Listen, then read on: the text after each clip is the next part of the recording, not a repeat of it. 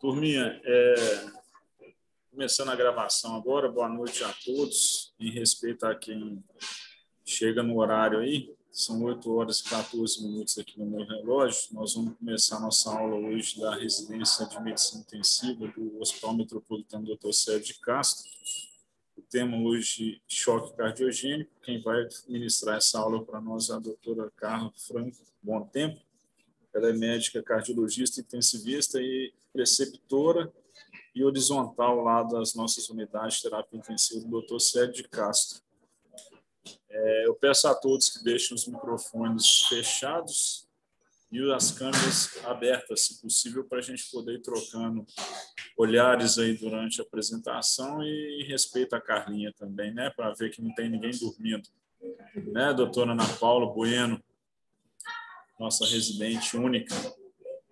Carlinha, as perguntas a gente joga no chat aí, a gente ao final abre para todo mundo conversar, tá bom? Tá bom, então. A palavra é sua aí, Carlinha. Boa aula para nós aí. Gente, boa noite, então. O Luiz me apresentou, sou cardiologista intensivista. É um prazer estar aqui falando para vocês hoje um pouquinho sobre choque cardiogênico. Eu estou no HMDCC desde 2017 e desde o ano passado faço parte aí da coordenação, né, como horizontal. Espero que vocês aproveitem a aula. O intuito é mais apresentar o tema, direcionar vocês para o estudo, para que cada um leia também um pouquinho, tá? No final estão abertas as perguntas, qualquer coisa é só mandar no chat. Deixa eu ver aqui. Então, o choque cardiogênico, né, ele é uma hipoperfusão tecidual, consequente a uma inabilidade do músculo, uma incapacidade dele em manter o débito cardíaco adequado às demandas do organismo. Ele, atualmente, nos vários estudos, relata uma elevada morbimortalidade e os estudos têm assim, uma certa discrepância entre a mortalidade, alguns entre 30% e até 90%. Ele pode ser tanto de uma instalação aguda, né, como uma expressão final de uma disfunção ventricular crônica.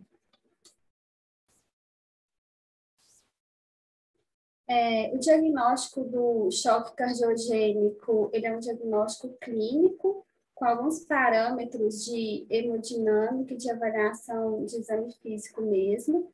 É considerado choque cardiogênico quando a gente tem uma pressão arterial sistólica menor que 90 milímetros de Hg, ou pacientes hipertensos quando tem uma queda maior que 30%, maior que 30 milímetros de Hg da pressão do valor basal dele.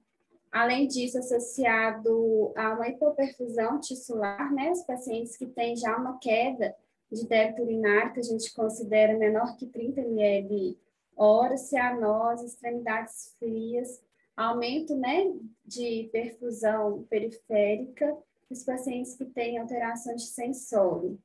Além disso, ele está associado a uma pressão capilar pulmonar maior que 18, que é quando a gente tem congestão pulmonar, e um índice cardíaco reduzido, né? Menor que 1,8 e alguns estudos falam até menor que 2,2 ml minuto metro quadrado, associado a uma resistência vascular sistêmica elevada, maior que 2.000, mas lembrando que essa é a fase inicial do choque cardiogênico, né? Tem algumas situações no avanço do choque que a gente vai ter uma resistência vascular sistêmica reduzida, que é na fase inflamatória do choque, que a gente tem a liberação de citocinas inflamatórias e produção de óxido nítrico, então ocorre uma vasodilatação e resistência vascular sistêmica cai.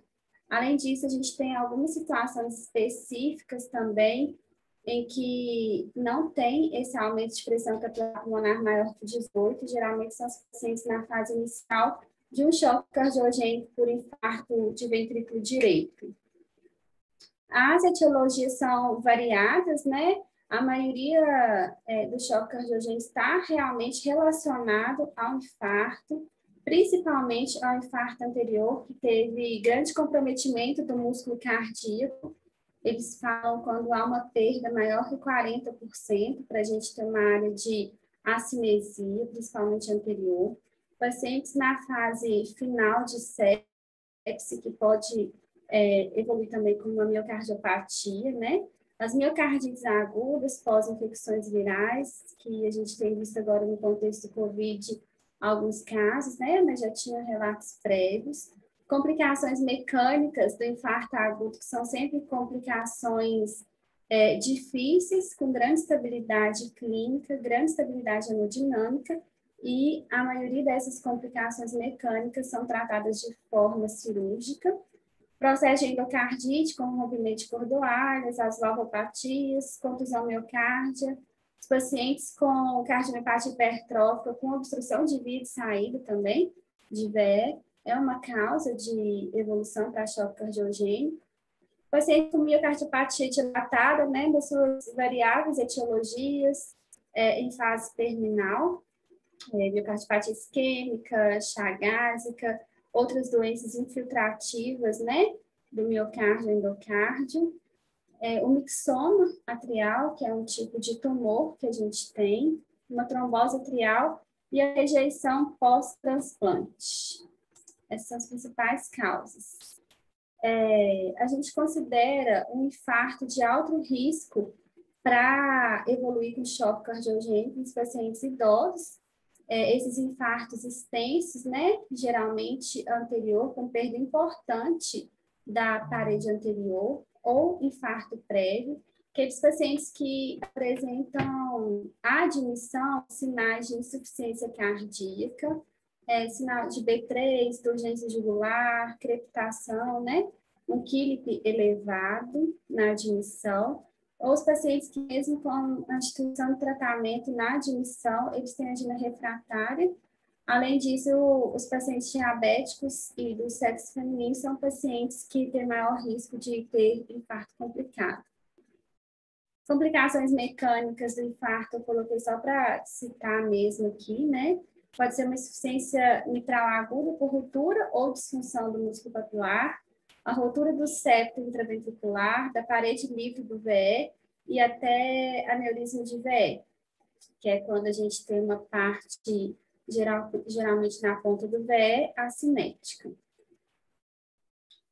Como eu mencionei anteriormente, né, o infarto de VD, ele, nos primeiros momentos, no primeiro diagnóstico do choque cardiogênico, ele é um pouquinho diferente dos outros, então eu achei que era importante falar para vocês, né?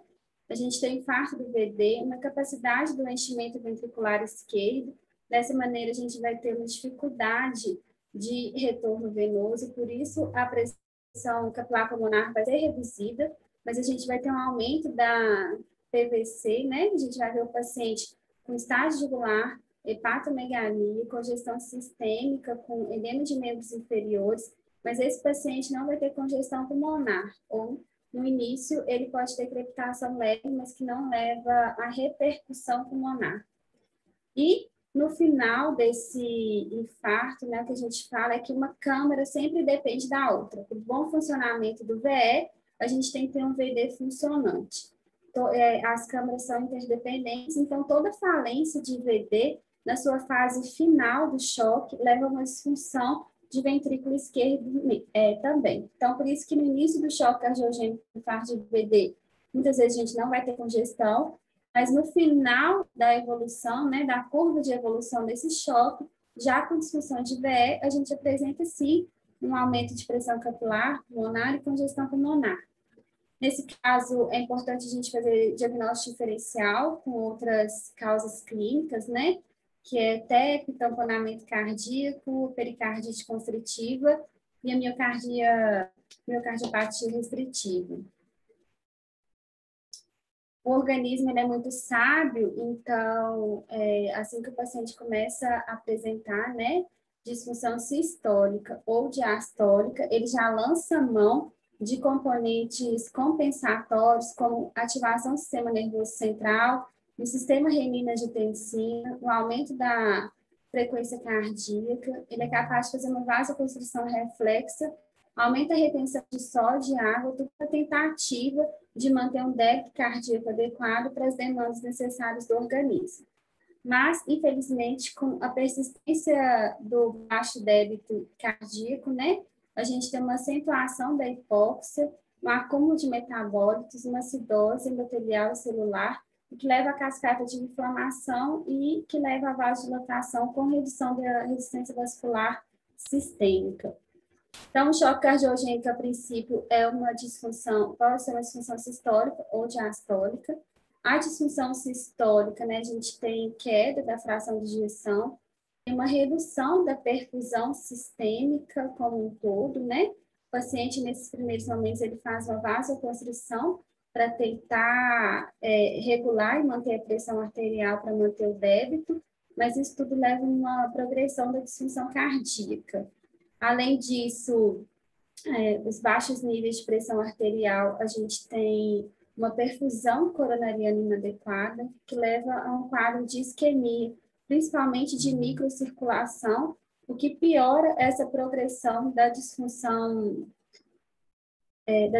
cardíaca.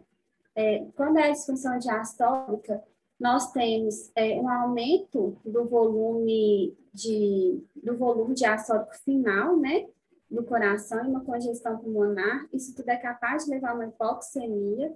Essa hipoxemia, ela contribui nesse processo de isquemia de microcirculação, levando o paciente à disfunção cardíaca e ao óbito final. Aqui é só para a gente lembrar, né, o choque cardiogênico, muitas das vezes, ele cursa com uma resposta inflamatória, ele é uma via de duas mãos. A gente pode ter um choque cardiogênico, né, um choque misto, decorrente de uma resposta inflamatória sistêmica, nos casos, por exemplo, de SARA, mas a gente, no final também da via do choque cardiogênico, quando a gente está na fase final dele, a gente tem liberação de citocinas, de processos pró-inflamatórios, né, como o óxido nítrico, que também leva à vasodilatação. Então, por isso que 20 a 30%, né, dos pacientes em choque cardiogênico vão ter uma resistência vascular sistêmica também reduzida, como os pacientes, né, que apresentam outros tipos de choque, como o choque séptico, justamente pelo esse quadro sistêmico inflamatório. O quadro clínico desse paciente, né, uma hipotensão com repercussão hemodinâmica, né? Eu gosto de falar, gente, nem todo paciente que está com a pressão 9/5, 8/4 está chocado. O paciente que tem a pressão 9/5, muitos pacientes com insuficiência cardíaca crônica, eles toleram essa pressão, tá? Mas você vê que ele mantém débito urinário, ele mantém lactato bom, ele mantém acessório bom, ele não tem repercussão clínica dessa pressão mais baixa. Então, a gente considera hipotensão menor que 90, desde que ela esteja associada a alterações clínicas, como extremidades frias, congestão pulmonar, sudorese, confusão mental, oligúria, né? Uma taquicardia que o paciente ele desenvolve na tentativa de manter o débito cardíaco. A gente tem uma convergência da pressão sistólica com a diastólica, alteração do sensório, presença de B13, às vezes vão ter abafamento de bolhas, no caso de tamponamento cardíaco, urgência jugular, crepitação pulmonar. E essa congestão pulmonar, ela é capaz, né, de levar a uma hipoxemia, retenção de CO2, pior oxigenação tanto cerebral quanto miocárdica, e ela é capaz, sim, de gerar estados de confusão mental e precipitar arritmias, inclusive arritmias que podem degenerar para a malignidade.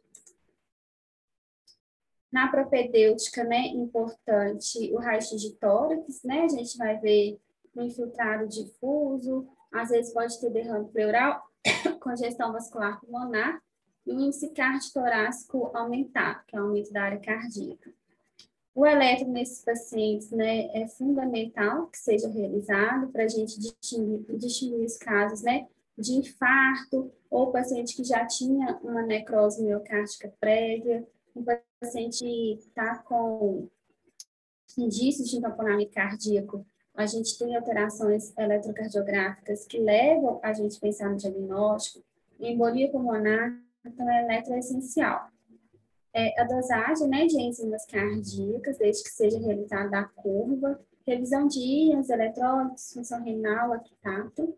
O eco transtorácico, ele é de importância assim, fundamental para a gente avaliar se existe alguma valvopatia, se existe alteração segmentar ou se essa alteração é difusa, tá?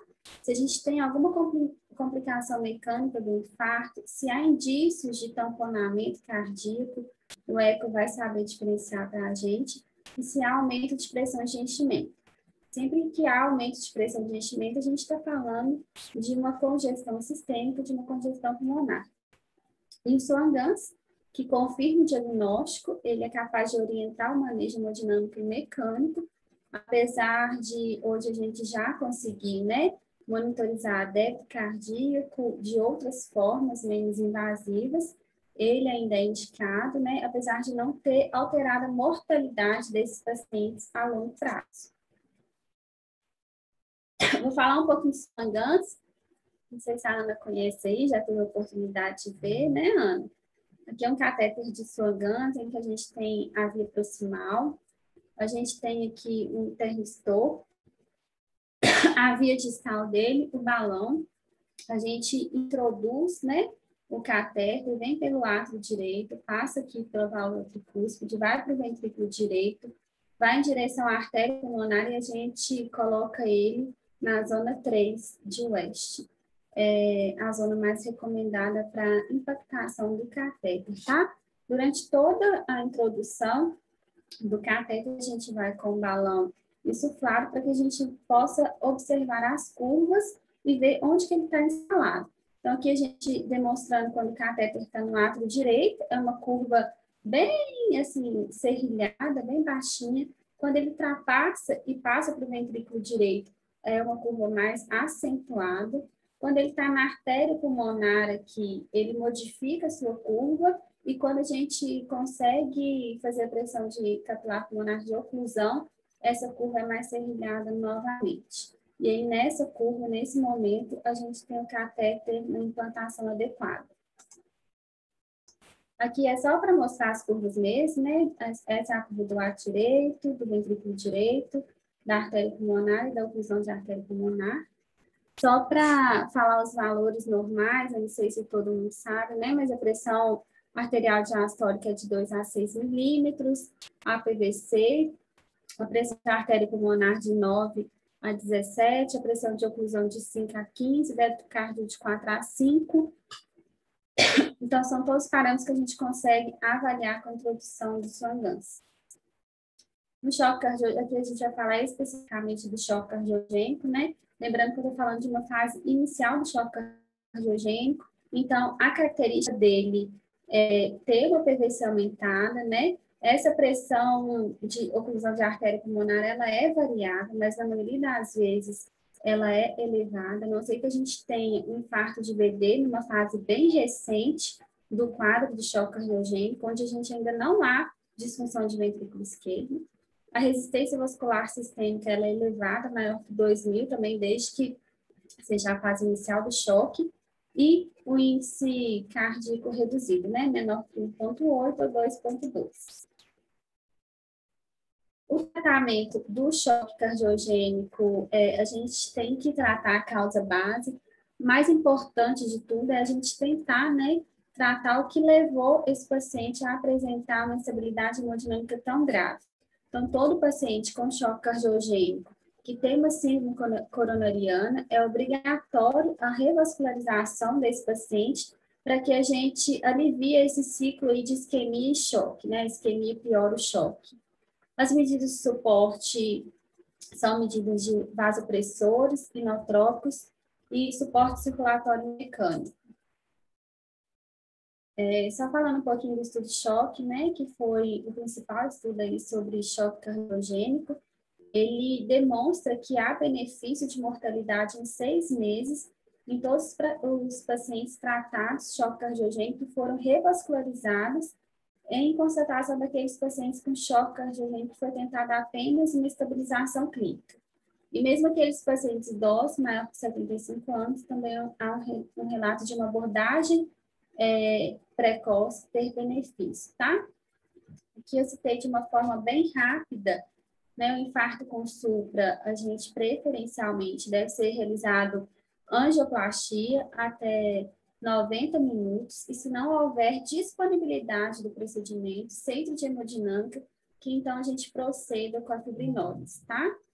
Nesses pacientes, a gente tem a possibilidade de fazer angioplastia até 12 horas do início dos sintomas. E caso o paciente evolua com sinais e sintomas, né, de um choque cardiogênico iminente, a gente tem respaldo para revascularizar esse paciente, independente do tempo do início dos sintomas. Então, isso é muito importante ficar na cabeça, né? A revascularização para esse paciente vai ser independente do início dos sintomas, desde que ele esteja com sinais iminentes de um choque cardiogênico ou já esteja em vigência de uma hipoperfusão tecidual. E todo paciente que a gente faz fibrinólise, esse paciente deve ser transferido para realização de angiografia. É essencial, tá? O infarto sem supra, existem algumas indicações, né, que a gente avalia que é um infarto de alto risco, que se beneficia de um procedimento de revascularização precoce, até 2 horas da admissão, que são os pacientes, né, já com estabilização clínica, que tem uma angina refratária à medicação utilizada, uma instabilidade elétrica importante, sinais de insuficiência cardíaca, paciente que já tem sopro de insuficiência mitral à admissão, né? Tem insuficiência mitral aguda e as arritmias malignas como taquicardia ventricular sustentada. No tratamento, no suporte clínico desses pacientes, né? A gente sabe que o vasopressor mais indicado é a noradrenalina. Nos pacientes com infarto de VD, né? A gente vai ter que melhorar a volemia desse paciente para que melhore o retorno venoso e a gente possa possibilitar uma melhora hemodinâmica também. Os inotrópicos, nós temos 3 inotrópicos, né? Sendo o primeiro a dobutamina que a gente usa mais, a milrinona e o levosimedan. Levosimedan não há disponível assim, né, em todos os serviços, mas a dobuta ela é bem corriqueira no nosso dia a dia. Ela é um agonista beta-1, né, preferencialmente, mas ela age também beta-2, alfa-2. Ela é capaz de aumentar o débito cardíaco e reduzir a pressão diastólica final do ventrículo esquerdo, né? Não esquecendo que os pacientes com hipotensão, a droga inicial é noradrenalina, a dobuta ela é contraindicada quando o paciente está hipotenso, a gente ainda não restabeleceu pressão arterial sistólica, porque nesse primeiro momento ela tem capacidade de fazer vasodilatação. Então, a gente piora a hipotensão desse paciente, né? Níveis pressóricos estabilizados, a gente inicia a dobutamina. A milrinona, ela é um inibidor de fósforo de esterases, ela age na entrada e na saída de cálcio das células, e dessa maneira ela propicia um aumento da contratilidade, é um vasodilatador periférico e pulmonar também, tá? O levosimedan é uma droga que age na contratilidade e na resistência vascular sistêmica, porque ele é um sensibilizador de cálcio. Então, na troponina C, ele permite a entrada do cálcio, o aumento da contratilidade, né? E na musculatura lisa, ele é capaz de abrir canais de potássio, gerando uma vasodilatação. Eu trouxe para a gente aqui, né, para conhecer e falar um pouquinho, tá? Se alguém tiver alguma dúvida, alguém que nunca teve, às vezes, a chance de ver, suporte circulatório mecânico, nossa terceira linha de tratamento, né? Depois do vasopressor, dos inotrópicos, quando não há resposta adequada, a gente pode lançar a mão do suporte circulatório mecânico. O balão intraórtico, ele é o mais comum, ele é o que mais tem disponível nos serviços, tá? Ele é de implantação percutânea pela femoral, né? Com sua ponta aqui, ó, abaixo da subclávia e aqui a sua parte distal acima das artérias renais, para que ele não cause também uma isquemia renal com disfunção renal. Então, ele é um dispositivo com contrapulsação interna, que atua como suporte circulatório. Ele insufla na diástole, né? Que a gente está vendo ele totalmente insuflado, aqui desinsuflado. Então, na diástole, ele insufla ele é capaz de melhorar aqui a perfusão coronariana, melhorar a perfusão cerebral e sistêmica. Então, na diástole, ele age e é capaz de melhorar toda a perfusão de uma forma efetiva. Na sístole, ele é desinsuflado, com isso ele reduz, né, o trabalho que o coração vai ter de ejetar esse sangue aqui na aorta, então ele reduz a pós-carga, né, reduz o trabalho miocárdico, consequentemente o consumo de oxigênio. Aqui eu coloquei, a gente pode ciclar, né, o balão, a gente fala ciclar. O que é o ciclar o balão? É eu colocar quantos ciclos cardíacos ele vai assistir. Então, eu posso ciclar ele de 1 para 1. O que isso significa? Que ele está assistindo todo o ciclo cardíaco. Eu posso ciclar ele de 1 para 2, que é quando ele assiste um ciclo, no outro ele não assiste. No próximo ele assiste, no outro não. E assim progressivamente, né? De 1 para 3, 1 para 4. Então, geralmente, a gente coloca 1 para 1 e no desmame a gente vai reduzindo essa assistência até que o balão possa ser retirado. E nesse desmame também a gente reduz a quantidade de pressão que a gente coloca no balão. Então, aqui na curva de Pia, né, o balão, ele entra diretamente nessa incisura de código, quando a gente vai colocar o balão no paciente e para assistir os ciclos, ou a gente cicla pelo elétron, né, que a gente vai entrar na parte da diástole, que é no meio da onda T até o início do QRS, essa é a diástole, onde ele vai ser insuflado, ou na curva de Pia, ele entra na incisura dicrótica, né, a curva normal, esse é um ciclo não assistido, esse é um ciclo assistido. O que aconteceu aqui? O balão entrou aqui, né, fez esse aumento diastólico da pressão, então a pressão diastólica vai ter um aumento e a pressão sistólica vai ter uma queda mais ou menos de 10%, para que a perfusão coronariana seja melhorada, tá? As indicações do balão são pacientes com insuficiência cardíaca refratária, como ponte, né, do transplante cardíaco, como ponte para uma cirurgia de emergência, de uma revascularização, de uma troca aí valvar, né? Quando a gente tem ruptura do músculo ou insuficiência mitral aguda, os pacientes com angina instável, refratária, né? Que ficam fazendo tempestades arrítmicas também. Existe essa possibilidade, porque a gente melhora a perfusão coronariana. Ruptura do septo ventricular como ponte, né? É uma estabilização pré-operatória para que a gente consiga, inclusive, transportar esse paciente, né? Preparar a equipe de cirurgia cardíaca para que possa ser abordado, tá?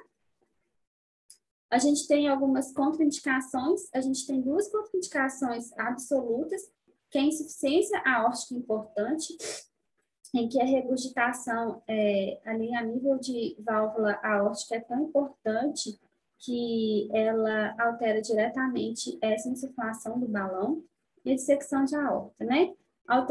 Contraindicações relativas são os pacientes com doença arterial periférica, pela implantação dele mesmo, tá? Coagulopatia grave, pacientes com infecção ativa, né? Em vigência de infecção, pacientes com câncer que hoje são pacientes bem graves, né? A gente sabe que já existem quimioterápicos, radioterápicos, imunoterápicos que têm lesão miocárdica aguda, importante, que leva a quadro de insuficiência cardíaca, quadro de choque séptico, quadro de miocardite, nos pacientes, desde que eles tenham expectativa de vida ainda boa, né, pelo câncer de base, a indicação. Nos pacientes que têm já uma sobrevida reduzida com prognóstico ruim, o balão ele não é indicado nem mesmo como ponte, tá? Alguns estudos falam sobre anticoagulação durante o uso do balão intraórtico, então, em alguns centros, né? Quando a gente está usando um balão de 1 para 1, esse paciente ele é anticoagulado de forma terapêutica, mas essa anticoagulação ela não é mandatória, depende do protocolo aí de cada serviço. Aqui só para mostrar, quando eu falei que o balão ele cicla pela pia, ele entra na incisura dicrótica e ele faz outro pico aqui. ele entra na incisura e faz outro pico. Essa é a curva normal, né, de um ciclo cardíaco não assistido, que a gente tem incisura dicrótica. Esse é um ciclo cardíaco assistido, em que o balão entrou e fez um aumento da pressão diastólica. Quando a gente cicla através do eletrocardiograma, a gente vai fazer esse passinho aqui, é onde o balão está insuflando, é onde ele está insuflando na diástole. E onde que é a diástole no eletrocardiograma? Ela é do meio da onda T até o início do QRS. As complicações, né, elas são raras. Geralmente a gente pode ter trombocitopenia e febre, a gente pode ter sim efeitos de isquemia membro inferior, sangramento grave, tem alguns casos até de amputação, e a gente pode ter também vazamento do balão. Os fatores associados às complicações, geralmente sexo feminino, doença arterial periférica e idosos maior que 75 anos.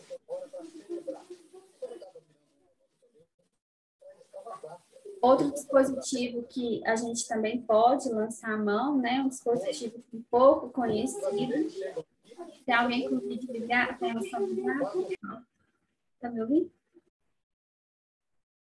O Impella, ele é um dispositivo não pulsátil de fluxo axial. Ele é implantado diretamente no interior do VE por via percutânea, tá? Ele atua como uma bomba, ele é capaz de impulsionar o sangue do VE para a aorta ascendente. Então, ele não cicla igual a balão intra-aórtica, ele fica de forma definitiva e ele ajuda nessa impulsão do fluxo de sangue do VE para a aorta. Aí ele reduz o volume diastólico final do VE, reduz a tensão na parede do VE. Dessa maneira, ele é capaz de melhorar a perfusão sistêmica coronariana, tá? Com aumento de pressão arterial média. Mas ele depende de um VD bom, porque sem um VD bom a gente não consegue manter uma pré-carga adequada para o VE. Então, a gente não consegue encher esse VE adequadamente para que o débito cardíaco seja mantido. Eu esqueci de falar, no balão intra-aórtico a gente não depende desse VD bom, mesmo com o VD ruim, é possível, tá, de implantar. O balão, a gente consegue ciclar com algumas arritmias, com extrasístole, com FA, né, mas com arritmias malignas como TV, o balão, ele se perde, ele não consegue achar o momento real da diástole, ele não consegue entrar. Então, o balão fica disparando no funcionamento não adequado. E já o Impella, ele funciona, né, independente das arritmias, desde que seja transitória, ele consegue manter um fluxo ali mesmo como a TV. E nesse caso é necessária anticoagulação plena. Esse é o dispositivo que fica diretamente no VE, tá? Ele é contraindicado nos pacientes com válvula aórtica mecânica, CIV, quando a gente tem um CV, né? Uma comunicação intraventricular constante daqui da direita para a esquerda, não é possível colocar. Trombo do VE, insuficiência aórtica grave e doença arterial periférica grave. As complicações são mais ou menos as mesmas: sangramento, hematoma retroperitoneal, isquemia, lesão vascular, e ele tem um diferencial que a gente pode ter também hemólise nesses pacientes, então a gente tem que ficar bastante de olho nessas complicações. Outro dispositivo, né, que é o Tandem Heart, é um dispositivo que é implantado no átrio esquerdo. Ele é capaz de desviar o ventrículo esquerdo e bombear o sangue para um dispositivo extracorpóreo. Então, ele puxa o sangue, ele é capaz de puxar o sangue aqui dentro do átrio esquerdo, jogar através de uma cânula, né, por via arterial para uma bombinha extracorpórea e, dessa maneira, manter um débito cardíaco adequado, em torno de 4,5 a 5 litros por minuto, tá? Esse dispositivo, ele geralmente pode ser usado um tempo maior, tem relatos assim até de 10 dias aí, tá? Como ponte para um tratamento definitivo, como transplante cardíaco, alguma coisa nesse sentido. E a gente pode também lançar a mão, né, da ECMO veno arterial, né, que é bem diferente da veno-venosa que a gente usa na insuficiência respiratória hipoxêmica. Na ECMO veno-arterial, a gente pega, né, o sangue que vem da veia cava inferior, que vem aqui da femoral. Esse sangue, ele vai para uma bomba de propulsão, passa pelo oxigenador, ele retorna para o indivíduo através de artéria. Então, ele sai da veia e volta através de artéria, e essa perfusão ela é feita de forma retrógrada, tanto para a aorta quanto para coronárias, tá?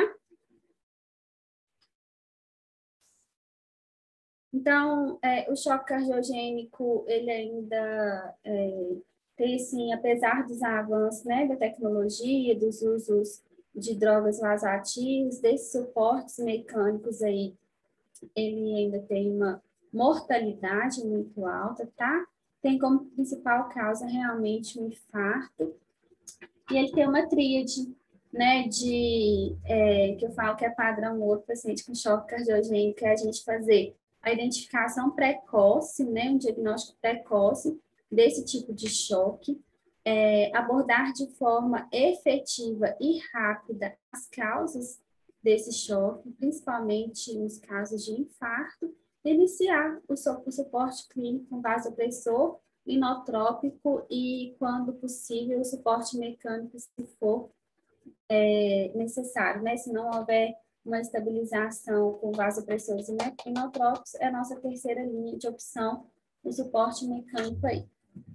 A aula foi baseada nos livros de terapia intensiva mesmo, tá? Do NOVA, Monitorização Hemodinâmica, e alguns artigos que depois posso passar para vocês também lerem. Estou aberta às dúvidas. O Carlinhos, excelente, excelente, né? O melhor possível. Cardiologista intensivista falando de choque cardiogênico, isso aí é até judiação com o restante de nós aí. Mas algumas observações muito importantes, Carlinhos, trazendo para a nossa realidade, né? Você falou dos dispositivos aí do tratamento do choque cardiogênico. Isso. Eu acho que dois deles é o que a gente tem, talvez, contato, não no Célio de Castro, mas na nossa vida extensiva em Belo Horizonte, que é o Impela, que poucos hospitais a gente tem, na verdade são três, né? É o balão intraórtico e o catéter de Swan-Ganz, né? Uma fala de 95% dos plantonistas de terapia intensiva, infelizmente até alguns coordenadores falam isso, é o desuso, né? Que não se usa o catéter de Swan-Ganz mais, né? Que isso é coisa de gente velha, coisa arcaica. A gente ouve isso muito ainda, infelizmente. Mas a verdade é que ele caiu em desuso porque o pessoal não sabe utilizar. Né? Não sabe interpretar, na verdade, né?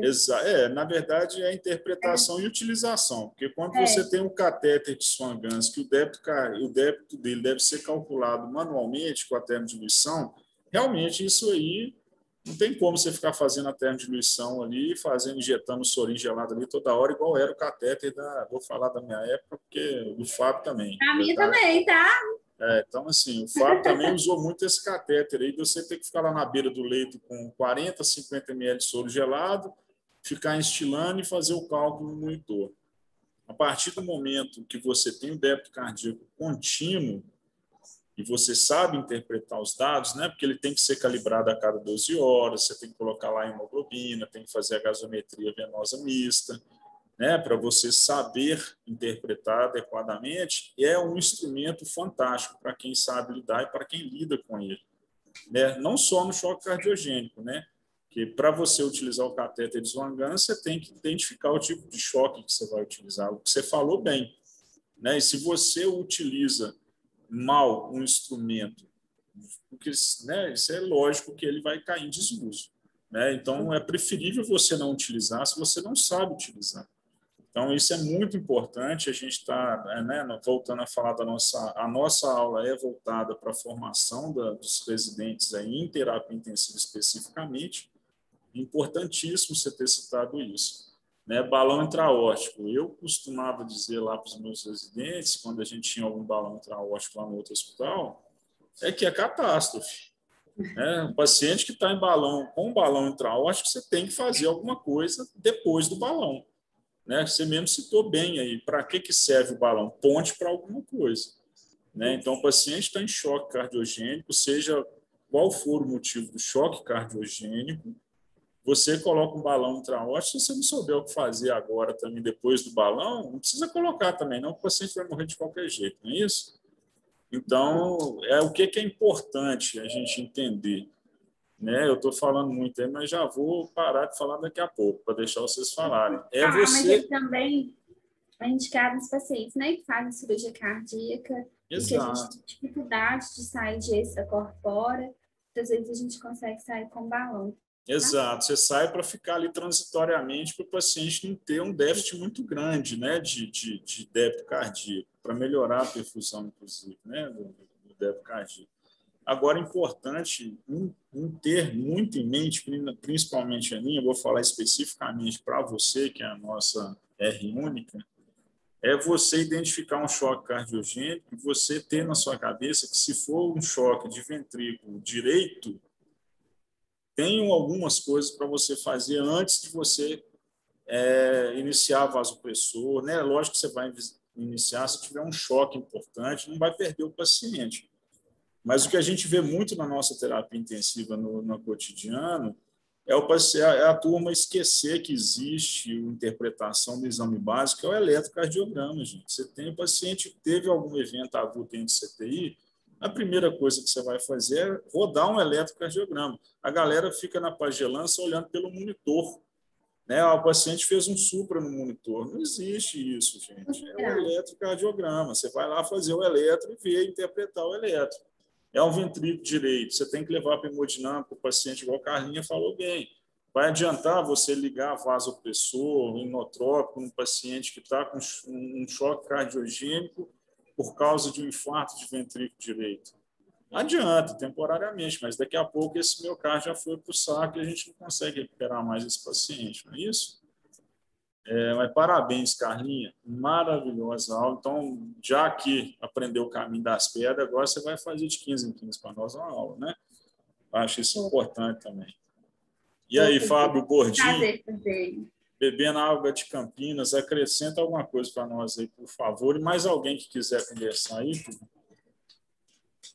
Pois é, deixa eu só cumprimentar, mas antes disso eu queria só parabenizar a Carlinha, porque a Carlinha é brilhante, né? E a aula foi realmente, é muito difícil você concentrar o tema choque cardiogênico num período curto para dar aula, em todas as suas nuances, todas as suas causas, enfim, complicado. Mas acho que ela soube resumir muito bem aí, enfim.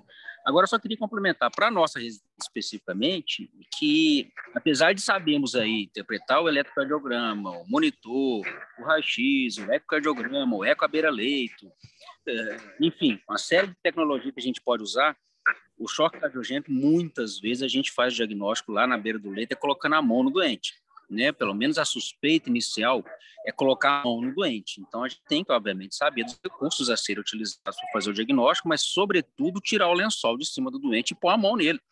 Isso é extrema importância. Então, a gente fica, sobretudo para as residentes, isso parece óbvio, mas, sobretudo para quem está começando, saber usar a nossa tecnologia, mas saber pôr a mão no doente e saber fazer essa suspeita diagnóstica. Em épocas agora de Covid, é muito comum o diagnóstico de corpo pulmonar agudo por conta de TEP maciço. Isso acontece quase que diariamente no nosso CTI. Então, TEP maciço com corpo pulmonar é semelhante ao infarto de VD. Então, a história clínica e, sobretudo, o exame físico bem feito na beira do leito, você consegue fazer o diagnóstico e, conseguindo fazer esse diagnóstico, você usa os seus exames complementares depois para fazer a complementação do seu diagnóstico, né? A confirmação do seu diagnóstico. E isso ganha tempo. O diagnóstico precoce é a tríade, é o ponto da tríade mais importante no tratamento do choque cardiogênico.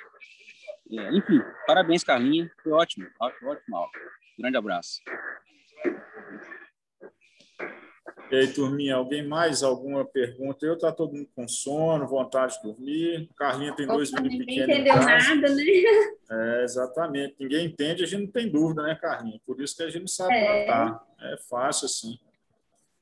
Lembrando que a nossa aula semana que vem, turma, para quem está nos acompanhando aí semanalmente, vai ser na terça-feira à noite, às 8 horas, e vai ser terapia empírica antimicrobiana nos pacientes com recurso reduzido, né? Paciente na pandemia, os antibióticos que a gente tem disponível e as alternativas à escassez de recursos. Vai ser ministrado pela doutora Laila, que é infectologista, nossa referência lá, junto com a Raquel Bandeira. Ninguém tem mais pergunta aí, não, turminha? Ninguém quer falar mais nada? Ana Paula Bueno entendeu tudo, 2 questões da prova daqui 45 dias, né? Assim? Muito bem, nós vamos falar de catéter de Swan-Ganz na sua prova. Muito bem. Mais alguém? Estou vendo os meninos da clínica médica aí também. Acho que não, né, Carlinhos? Todo mundo cansado. Deixa eu ali evoluir meus 10 pacientes também agora. Jura? Gente, foi um prazer. Beijo. Juarez está caladinho hoje, Jura? Não, tô... Luiz fala igual pobre na chuva. Aí tava deixando ele falar. Isso aí, ó. Não, mas dar meus parabéns aí para você. A aula excepcional, os slides concisos aí, né? Didática excepcional. Falou de forma bem resumida, como o Fábio comentou aí, né? Chamar atenção aí para o Swan-Ganz, né? Tem gente aí que tem um tal do obituário do Swan-Ganz que fica com essa bobagem embaixo do braço aí. Vai lá em São Paulo fazer a prova de título e leva esse obituário junto para ver se vai conseguir passar, né? Então, a gente vai ter uma aula depois também de monitorização hemodinâmica, tá conversando com o Bruno, né? E hoje a gente tem vários outros recursos, né? Demil, FOPEC, PICO, Swan-Ganz, né? Mas para choque cardiogênico, tá cheio de estudo chinês aí que mostra que o Swan-Ganz é padrão ouro, né? Não só o estudo chinês, né? Mas trauma cardíaco, né? Choque de qualquer causa cardiogênica, o Swan-Ganz é a ferramenta que, se tiver disponível, você não vai deixar de usar, né? Então, bacana mesmo, né? A lembrança aí, o balão intraórtico, né? Incremento de 0,4 no índice que ele nos proporciona. Eu vejo muito lá na Santa Casa, no pós-operatório de transplante cardíaco, né? Nos pacientes aí que estão em fase de reperfusão miocárdica, né? Então, é um tema vasto, isso aí realmente é uma fagulha aí para a gente poder correr atrás depois e estudar mais, né? A gente teve caso recente aí, choque cardiogênico secundário AM com supra, que veio da enfermaria para o nosso CTI e que infelizmente não foi diagnosticado nem lá e tardiamente lá no nosso CTI, que poderia ter sido trombolizado, né? Então ela chamou bem a atenção aí para a trombose. A gente não tem CAT lá dentro do CTI, então a gente não vai ficar esperando um CAT, né? Que tem de Belo Horizonte, por mais rápido que seja, não vai sair no mesmo dia, né? Então lembrar também dessas causas aí que a gente pode atuar, mesmo não tendo alguns recursos, né? Mas a gente tem terapias alternativas aí que a gente pode lançar a mão. E realmente, agora, de 15 em 15 dias, a doutora Carla Bontempo vai nos brindar aí com sua elegância aí, com suas aulas aí, que está sendo uma maravilha. Tá, pode deixar. Ajuda, sim. Pois é, agora inflacionou, né, Jura? Ela até foi no cabeleireiro, foi no salão para apresentar a aula e a gente só ambulando na hora de apresentar. Tá osso estranho do bicho. Com a camiseta larga, que é a camiseta que não, dorme. faltou um filtro aqui, ó. Tem que ter filtro. Muito não bem. apareça se tem filtro, não. A residente assistindo aula de pijama, é uma beleza estranho, bicho. Puta merda, hein? Ela tá trabalhando, hoje tá. Foram as 2 primeiras, né? Que ela ficou de pijama, entendi. Mas beleza, então, turminha. É isso aí. Carlinha, faço das minhas palavras aí de todo mundo. Boa noite, turma. Obrigado mais uma vez. Tchau, tchau.